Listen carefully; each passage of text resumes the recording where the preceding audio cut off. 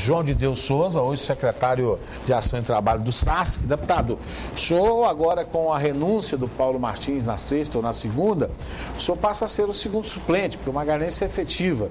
Automaticamente surge uma vaga na Assembleia. O senhor teria demonstrado a intenção de permanecer na Assembleia? Seria isso, deputado? Não, Silas. Em primeiro lugar, dizer sim. Essa possibilidade a gente já contava com ela. Né? À medida em que o Paulo Martins é eleito, ele terá que renunciar.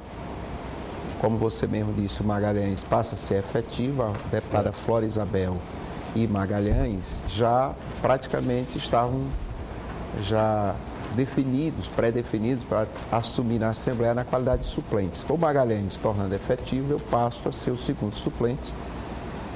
Com a ida de Henrique Rebelo para a Secretaria de Justiça e do Merlong para a Secretaria das Cidades, obviamente que nós teremos aí que ocupar as duas vagas, Flora e João de Deus.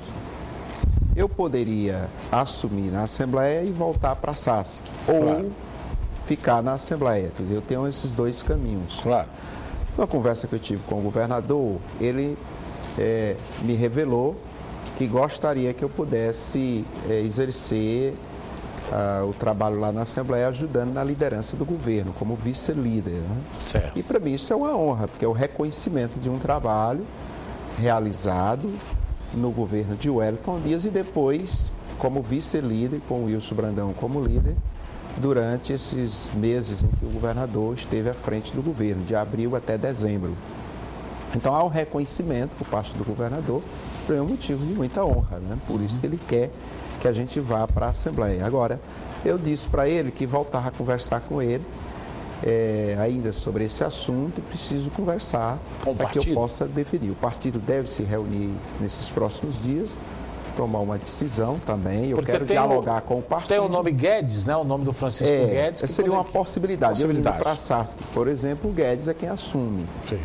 Essa é uma possibilidade. Mas, como eu disse, eu precisaria ainda conversar com o partido e conversar com o Mas na sua preferência pessoal, o senhor gostaria de estar na Assembleia ou na SASC? As pessoas sempre perguntam, viu, Silas, para ver o que a gente pensa. Na verdade, qualquer uma das duas missões eu toparei com toda a dedicação. Sim. Agora, deixa eu lhe dizer, eu assumi a secretaria com menos de um mês, ou um mês aproximadamente.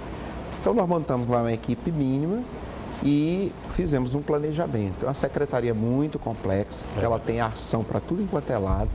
Agora, ficando mais complexa ainda com os direitos humanos, que já é, de certa forma, complexo, lá se trata dos assuntos dos mais variadas ordens. Entendo. E também com a segurança alimentar. De forma que a gente começa a organizar, começa a sensibilizar o governo para algumas questões internas daquela secretaria, em relação particularmente às casas 24 horas, que ali não pode faltar alimento, não pode faltar remédio, não pode faltar o educador social, o cuidador, não pode faltar o vale-transporte, não pode faltar, enfim, o salário. E é uma situação realmente, o transporte escolar, nós temos que levar aquelas crianças para o transporte escolar, para as escolas, enfim. Agora, você começa a organizar e de repente você sai daquela ação para ir já desenvolver uma outra ação. Então, se depender de mim, logicamente que eu gostaria de continuar um pouco mais lá na secretaria. Na secretaria. Por quê? Porque eu gostaria de poder deixar lá. Mas aí o senhor teria que assumir a Assembleia? Disse, depende do governador, qualquer que seja a definição. O senhor teria que assumir a Assembleia, então? Ah, sim, porque senão eu teria que renunciar. O senhor renunciar à vaga e fica ruim. Aí não tem cabimento, né? Então, são 4 anos. A possibilidade seria eu assumir a Assembleia e me afastaria para a secretaria, ou continuar na Assembleia. Essas seriam as duas opções que eu tenho. Como o governador já definiu que o quer como vice-líder, o senhor não vê nessa disposição dele a possibilidade dessa sua intenção de conversar com ele, já ter essa resposta, de ficar, com certeza, não tê-lo na secretaria? Com certeza. Na verdade, a posição do governador não é de não ter a gente na secretaria, mas sim de ter... De tê-lo no auxílio da liderança. No auxílio da liderança do governo na Assembleia. Então, por isso eu digo, eu preciso ainda conversar com ele Porque no momento que ele fez uma abordagem comigo, eu nem respondi isso. Governador, deixa o fato se consumar, porque ele chegou a me cogitar isso antes do processo eleitoral de Campo Maior realmente ser concluído. Eu disse, vamos deixar terminar e aí eu venho aqui para a gente conversar. Daí para cá eu não conversei mais. Não houve nenhuma conversação? Não, porque assim, eu preciso conversar com o governador e estar colocando para ele essas questões todas, né? E vou deixar que ele decida. Que existiria uma outra preocupação colocada ainda há pouco pelo Paulo Fontinelli, de que o Nazareno Fonteles não viesse assumir por uma ação judicial colocada aí pelo PSB. Pelo PSB, mais precisamente não pelo PSB, mas pela doutora Liege. E que esta Secretaria de Ação e Trabalho seria... Ação Social. Ação Social, poderia, desculpa, né? Já foi passada. Poderia ser disponibilizada para um deputado federal vir fazer o trabalho. Bom, por isso que eu digo, isso requer um diálogo interno do PT e depois com o próprio governador. Então, por isso nós vamos o PT vai se reunir, é bom que fique claro aqui que o Paulo Martins, ao renunciar, o presidente da Assembleia notifica os suplentes. Claro.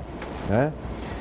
Isso com a posse, como eu disse, com o retorno de Henrique Rebelo para a secretaria e de Merlong também para outra secretaria. Claro. Então ele notifica. Aí eu perguntei ontem para o presidente, qual é o prazo que o suplente tem? Ele disse, o prazo é de 15 dias. Entendeu? Prorrogável por mais 15, pois me parece. Então, são 30 dias. Então nós temos aí um tempo razoável para resolver. Bom, na realidade, eu acho que tem que ser resolvida. No caso da saída que vai ser imediata, vamos dizer assim, do Merlong, do deputado Merlong e do deputado Henrique Rebelo, que Henrique Rebelo, eles devem estar assumindo, o Henrique Rebelo reassumindo, e Merlong Solano sendo nomeado e empossado, deve ocorrer amanhã, ou mais tardar na sexta-feira. Neste caso, o deputado Magalhães, o suplente Magalhães, deve ser convocado e tomar posse como suplente. Com a renúncia do deputado Paulo Martins, ele não vai precisar ser convocado, não vai precisar mais prestar juramento, porque ele já vai prestar como suplente. Verdade. Então, nesse caso, só abriria a vaga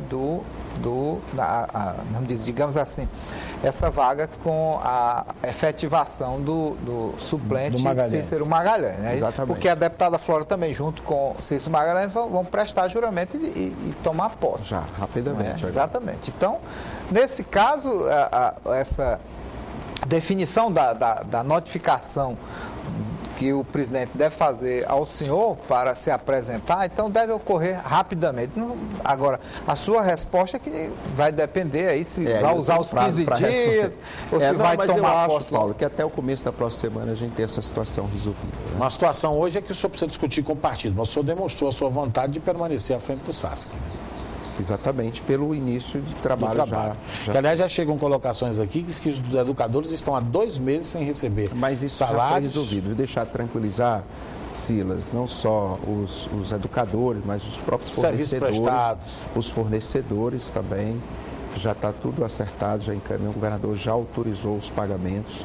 A gente estava aguardando Mas tinha um problema lá até de vale transporte. Mas isso já foi resolvido, deve estar saindo até sexta-feira, agora até amanhã. Deve estar saindo esse recurso. Já. Que bom, já, que maravilha. Tudo autorizado. Que maravilha. Eu queria até... E a solução também dos prestadores de serviço. Quero saber por que não é nesse combate ao porque crack. Também nós tivemos, além de ter alguns problemas em relação à situação financeira do Estado, nós tivemos também esse problema aí do sistema, né, que fecha durante o final de ano. O exercício reabriu financeiro. Agora, o exercício financeiro. Só reabre depois da primeira quinzena. Aí todo sempre esse em fevereiro. Termina abrindo em fevereiro. Fevereiro, deputado, por que os CSUs não funcionam? Silas, essa é uma boa pergunta. Na verdade, a Secretaria de Assistência Social, ela já tinha uma estrutura anterior que era do SERSE, Serviço Social do Estado. Pois não. Antes da Constituição de 88, a política de assistência social ela não existia na concepção atual. Ela era mais no campo assistencial. E o Estado construía essas estruturas de CSUs como uma forma de chegar até a população. Acontece que a partir de 88 essa missão passou a ser das prefeituras. Pois não. A política, de um modo geral, as políticas públicas foram descentralizadas. E a política social não foi diferente, ela foi descentralizada. A SASC hoje, a missão dela ainda é cuidar das crianças órfãs. Nós temos o Lar da Criança, aqui em Teresina, que tem mais de 60 crianças. crianças de 0 ano até mais de 18, já temos pessoas lá mais de 18 anos, precisamos inclusive dar um destino para essas pessoas, que são portadores de deficiência. E temos os idosos também, temos aqueles adolescentes infratores, né, em conflito com a lei, que estão sob medida socioeducativa. Então, essas ações também, a rigor, teriam que ser repassadas para o município, mas não foram essas ações. Então, estão ainda sob a responsabilidade do Estado.